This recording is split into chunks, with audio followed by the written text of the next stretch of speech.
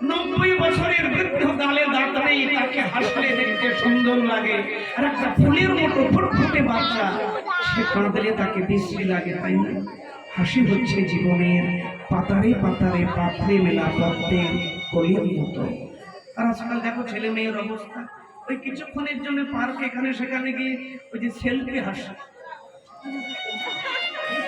আর মুখে হাসে না। দোস্ত, একটু হাসো প্রাণ খুলে, দেখবে জীবনে তোমরা অনেক উন্নতি, অনেক ভালো থাকবে। লীলার শেষ প্রান্তে দাঁড়িয়ে বলছি, সবাই সুন্দর থাকবেন, ভালো থাকবেন, আবার দেখা হবে।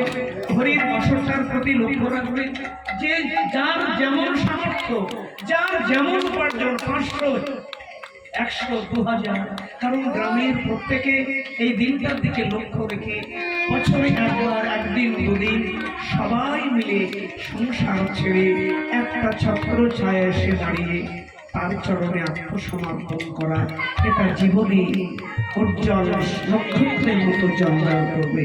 আসুন আমরা, গোবিন্দ আজকে রাধারানীর চরণ ধরেছেন। কেমন ধরেছেন? দুই করে দুই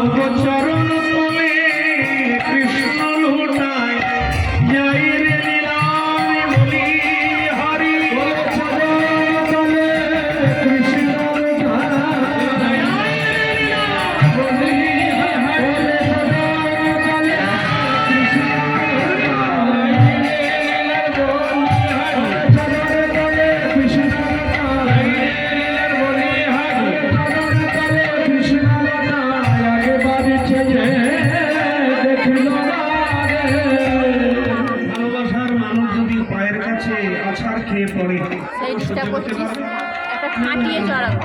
কেউ পারবে না, পাশা হৃদয় হলে পারবে না। রাধারানী সইতে পারলেন, আরে করছো কি?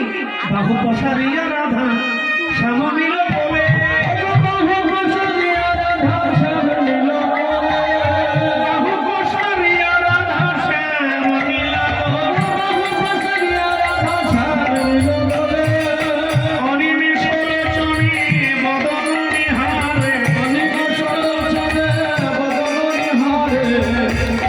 বলছেন অনেক ঝগড়াঝাটি অশান্তি হয়েছে।